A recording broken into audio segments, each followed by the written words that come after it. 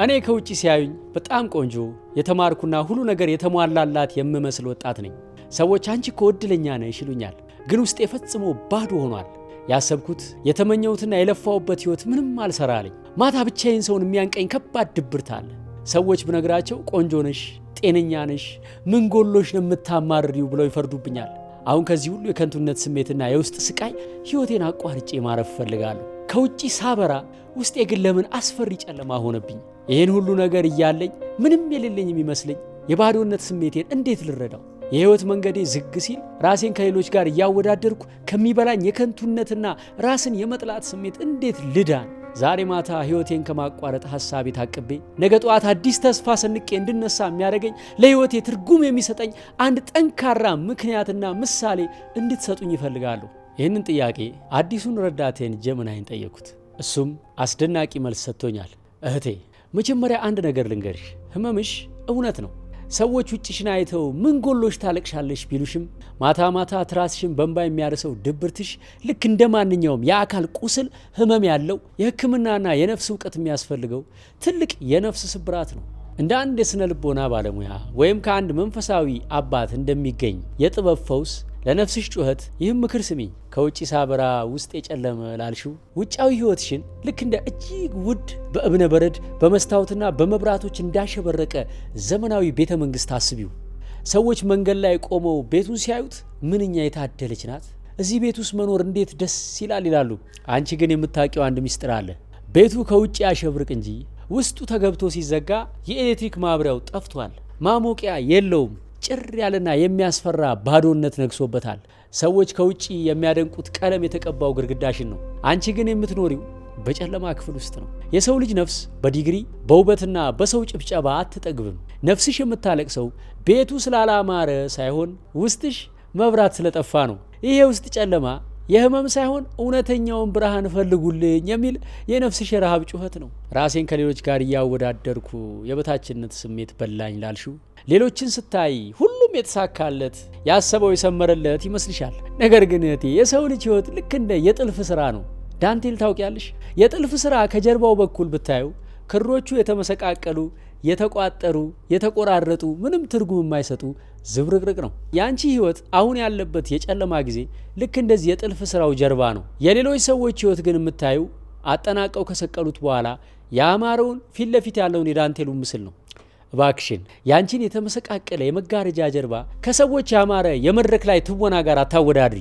ዛሬ በሚያስለቅስሽ በተዘጋብሽና በተቋጠረው የህይወትሽ ገመድ ላይ ሆኖ ታላቁ ጥበበኛ ከፊት ለፊት ሲታይ እጅግ የሚያምር ያንቺን የህይወት ስዕል እየሰራ እየጠለፈ እኮ ነው። ጊዜው ሲደርስ ያ የተቋጠረብሽ መሰናክል ሁሉ ለስዕሉ ውበት ዋናው ቀለም እንደነበር ትረጃለሽ። ዛሬ ማታ ህይወቴን ከማቋረጥ ሐሳብ የሚያቅበኝ ጠንካራ ምክንያት ስጡ ይላልሽው። ዛሬ ማታ ይህንን አስቢ። አንዲት ትንሽ የፖም ዘር ጥልቅና ጨለማ ጉድጓድ ውስጥ ገብታ አፈር ሲጫንባት ተረሳው፣ ብርሃን አጣው፣ ተቀበርኩኝ፣ አፈነኝ ብላ ታስባለች። እህቴ ዛሬ ማታ አንቺ አልተቀበርሽም፣ እየተዘራሽ ነው።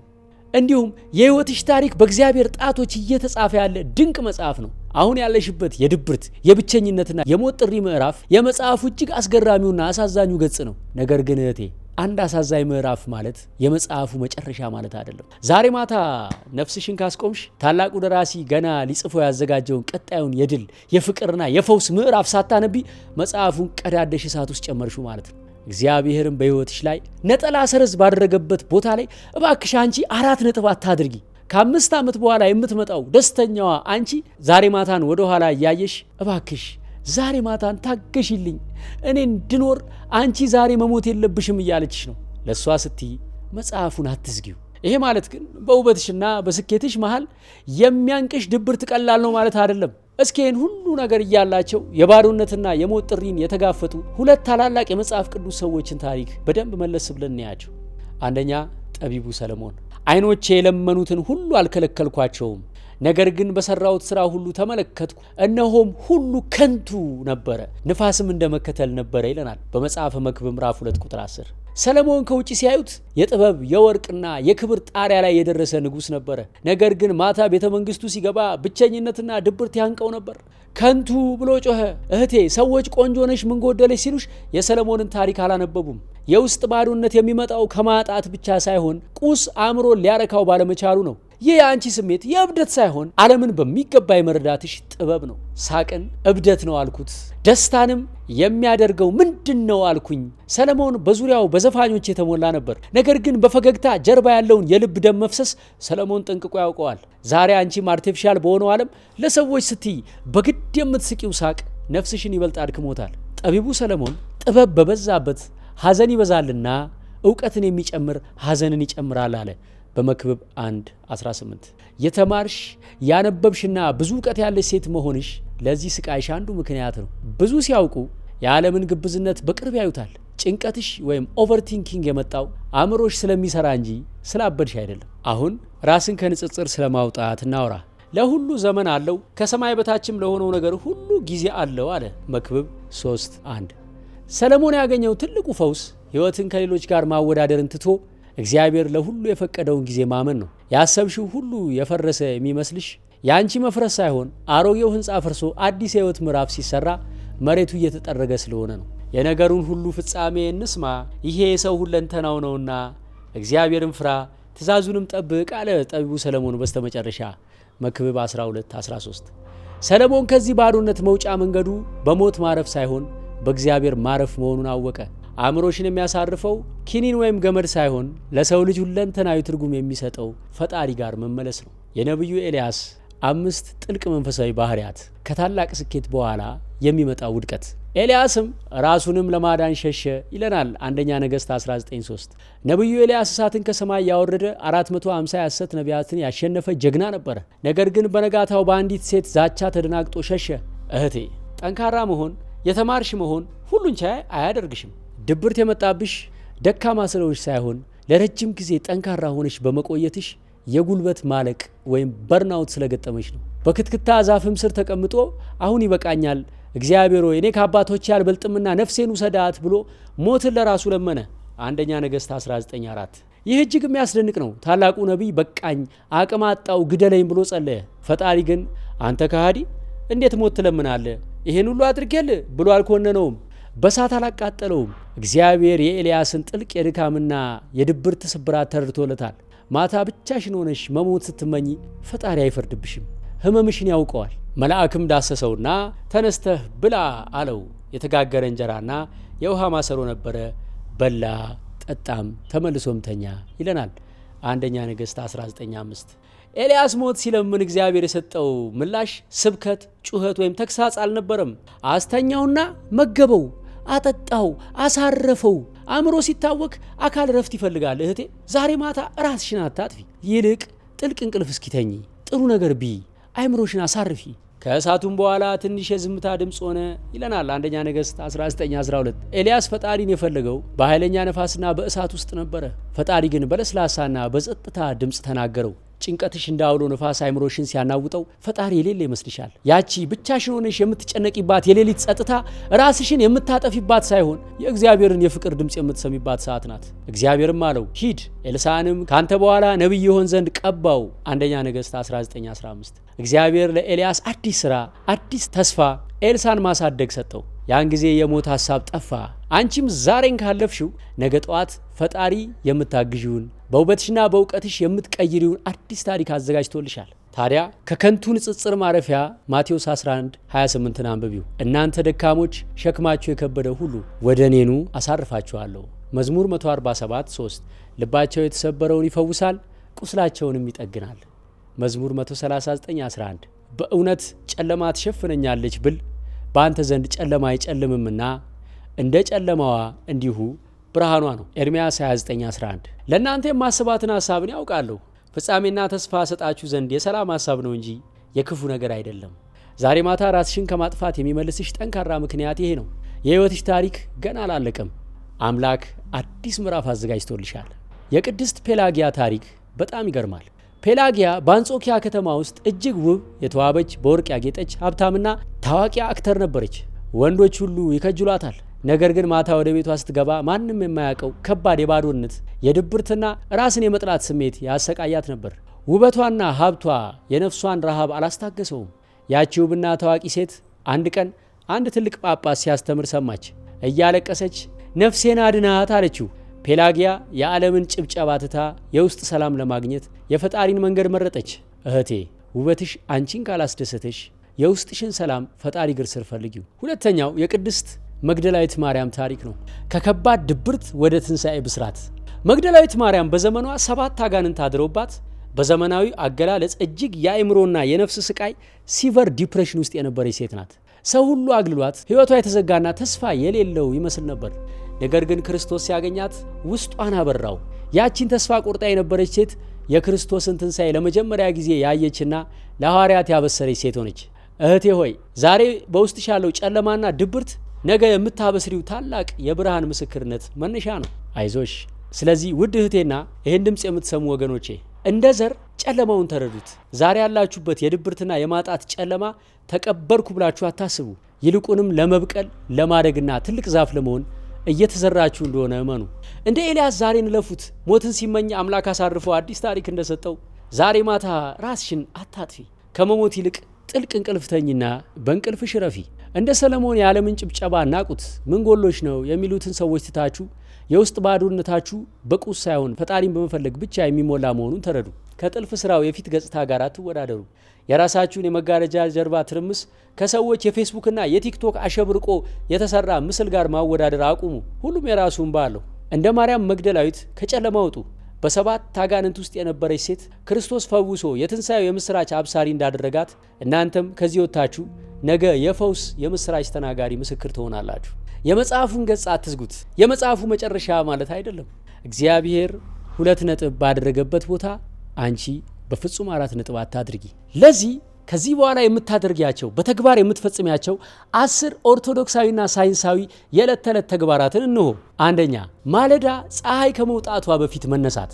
የጠዋት ፀሐይ ብርሃን ሞርኒንግ ሰንላይት በአይንሽ ሲገባ አይምሮሽ ሴሮቶኒን የሚባል የደስታ ሆርሞን ያመነጫል። ይህ የሰውነትሽን ውስጣዊ ስርዓት ሰርኬዲያን ሪዝም ዳግም ያስተካክለውና ማታ ላይ ጥልቅ እንቅልፍ እንድትተኝ የሚያደርገውን ሜላቶኒን ሆርሞን ያመርታል። ድብርትሽ የሰዓት መዛባት ውጤትም ስለሆነ የንጋት ፀሐይ ታስተካክለዋለች። አባቶቻችን በማለዳ ወደ እግዚአብሔር እገሰግሳለሁ እንዳሉት ንጋት መላእክት የሚወርዱበት አይምሮ ካለም ጫጫታ ነፃ የሚሆንበት የተቀደሰ ሰዓት ነውና ተጠቀሚበት። ሁለተኛ፣ በቀዝቃዛ ውሃ ገላን መታጠብ ወይም ጸበል መጠመቅ። ዛሬ ዓለም ክላውድ ፕለንጅ እያለ የሚጠቀምበት ሕክምና ነው። በቀዝቃዛ ውሃ መታጠብ ለአይምሮ እንደ ኤሌክትሪክ ንዝረት ነው። ውሃው ገላሽን ሲነካው በአንዴ ከፍተኛ መጠን ያለው ዶፓሚን ወይም የሞቲቬሽን ሆርሞን እስከ 250% ወደ አይምሮሽ ይረጫል። ይህ የኬሚካል ርጭት የድብርትን ጭጋግ ወዲያውኑ ጠርጎ ያስወግደዋል። በቤተ ክርስቲያን ይህንን ጸበል መጠመቅ እንለዋለን። ንጋት ላይ በቀዝቃዛ ጸበል ውስጥ መግባት እርኩስ መንፈስና የድብርት አጋንንትን ከማስደንገጥና ከማባረር ባለፈ ስጋንም አድክሞ ለነፍስ ያስገዛታል። ሶስተኛ፣ አጭር ግን ቋሚ የስግደት ስርዓት መዘርጋት። ስትሰግጂ ግንባርሽ መሬት ሲነካ ግራውንዲንግ የደም ዝውውር ወደ አንጎልሽ የፊት ክፍል ወይም ፕሪፍሮንታል ኮርቴክስ እንዲሄድ ያደርጋል። በተጨማሪ መሬት መንካት በሰውነትሽ የተጠራቀመውን የጭንቀት ኃይል ወደ መሬት ያወርደዋል። የልብ ምትሽን በማረጋጋት ጭንቀት የሚያመነጨውን የአሚግዳላ ክፍልን ያዘገየዋል። ግንባርን መሬት ላይ ማስደገፍ ፍጹም ትህትናና አፈር ነኝ ወይም አቤቱ ሸክሜን አንተ ውሰድልኝ ብሎ ማራገፍን ያሳያል። የትዕቢትና የውሸት ማንነትን መሬት ላይ አንጥፎ ይጥለዋል። አራተኛ፣ ክፍልሽን አጽድተሽ ዕጣን ማጨስ። ንጹህ የቤተ ክርስቲያን ዕጣን ሲጨስ ኢንሴንሶል አስቴት የተባለ ውህድ አለው። ይህ ውህድ በአእምሮ ውስጥ ጭንቀትንና ድብርትን የሚቀንሱ አንቲ ዲፕረሳንት የነርቭ መስመሮችን እንደሚከፍት በሳይንስ ተረጋግጧል። ክፍሉ ሲጸዳ ደግሞ አእምሮ የቁጥጥር ስሜት ያገኛል። ዕጣን ጸሎትሽን ወደ ሰማይ የሚያሳርግ የቅዱሳን መገኘት የሚጋብዝና የክፉ መናፍስትን ጨለማ የሚያባርር ኃይል አለው። ማታ ድብርት ሲያንቅሽ ዕጣን አጭሰሽ አየሩን ቀይሪው። የጾም ልምምድና አመጋገብ 90% የሚሆነው የደስታ ሆርሞን ሴሮቶኒን የሚመረተው በአይምሮ ውስጥ ሳይሆን በጨጓራ ወይም በአንጀት ውስጥ ነው። ሆድን ለተወሰኑ ሰዓታት ባዶ ማድረግና ከከባድ ምግብ ማራቅ የአንጀት ባክቴሪያዎችን በማስተካከል በቀጥታ የአይምሮሽን ጥራት ሜንታል ክላሪቲ ይጨምራል። ጾም ስጋን በማድከም የነፍስን ብርሃን የምናበራበት ትልቁ የድል መሳሪያ ነው። ሆዱን የሞላ ሰው ጸሎቱም ወደ ሰማይ አያርግም ይላሉ አባቶች። የድብርት ስሜት ሲጫንሽ ሆድሽን ባዶ አርጊና ሞክሪው። 6 የቅዱስ ያሬድን ዜማ ማዳመጥ። ዝግ ያሉና ተደጋጋሚነት ያላቸው ዜማዎችን ማዳመጥ በአንገትሽ አካባቢ ያለውን የቫገስ ነርቭ በማነቃቃት አይምሮሽን ከፍርሃት ከመሸሽ ወይም ፋይት ኦር ፍላይት ከሚለው ሞድ ወደ እረፍት ሬስት ኤንድ ዳይጀስት ሞገድ ይቀይረዋል። ቅዱስ ዳዊት በበገናው ክፉን መንፈስ ከሳኦል ላይ እንዳራቀው በአንደኛ ሳሙኤል 16:23 ተጽፏል። የቤተ ክርስቲያን ዜማ አጋንንትን ያርቃል፣ ደመ ነፍሳችንንም በቅጽበት ያሳርፋል። ሰባተኛ የሶሻል ሚዲያ ጾምና የዝምታ ጸሎት። ቲክቶክና ኢንስታግራም ላይ የሌሎችን ፍጹም የሚመስል ህይወት እያዩ ራስን ወደ ማወዳደርና ወደ ባዶነት ስሜት ያመራል። አንጎልሽን በውሸት ዶፓሚን አታድክሚው። ይሄ በሃይማኖት ሱባኤና የጸጥታ ጸሎት ወይም አርምሞ ሊባል ይችላል። እህቴ በቀን ለተወሰነ ሰዓት ስልክሽን አጥፊና በዝምታ ቆይ። የፈጣሪ ድምፅ የሚሰማው በዝምታ ውስጥ እንጂ በሶሻል ሚዲያ ጫጫታ ውስጥ አይደለም። የምስጋና ማስታወሻ መያዝ። አይምሮአችን በተፈጥሮ መጥፎ ነገሮችን የማጉላት ልማድ ወይም ኔጌቲቪቲ ባያዝ አለው። ማታ ከመተኛትሽ በፊት ዛሬ 3 ደስ ያሉኝ ነገሮች ብሎ መጻፍ የአይምሮን የነርቭ መስመሮች አዎንታዊ ነገሮችን ወደ ማየት ዳግም ይቀርጻቸዋል። ኒውሮፕላስቲሲቲ ይባላል። ቅዱስ ጳውሎስ በሁሉ አመስግኑ እንዳለ የቤተ ክርስቲያናችን የውዳሴና የምስጋና ህይወት የዚህ ማሳያ ነው። ማታ ስትተኚ ዛሬ የጎደሉሽን ሳይሆን ፈጣሪ የሰጠሽን ትንፋሽ፣ ጤና፣ ሌሎችንም አስበሽ ማመስገን የድብርት ትልቁ ጠላት ነው። 9ኛ ማህበራዊ አገልግሎት። ድብርት ሰውን ወደ ራሱ ብቻ እንዲያተኩር ወይም ሰልፍ አብዞርፕሽንና የብቸኝነት ስሜት እንዲሰማው ያደርጋል። ነገር ግን አንቺ ከቤት ወጥተሽ የታመመን ስትጠይቂ ወይም ለተራበ ስትሰጪ አይምሮሽ ኤክሶቶሲን የፍቅር ሆርሞን ያመነጫል። እኔ ለሌሎች አስፈልጋለሁ የሚለው ስሜት የህይወት ትርጉም ዳግም ይሰጥሻል። የምሕረት ስራ ከጸሎት ይበልጣል ይላሉ አባቶች። የደቀ መዛሙርቱን እግር እንዳጠበ አንቺም የራስሽን ቁስል የምትረሺው የሌላውን ቁስል ስትጠግኝ ነው። 10ኛውና የመጨረሻው ምክር የንስሐ አባትን ማማከር።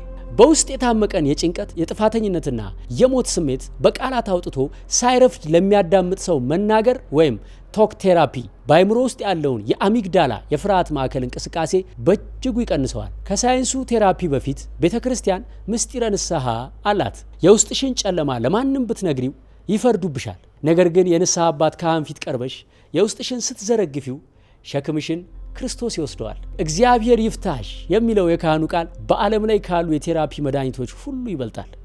ይደንቃል።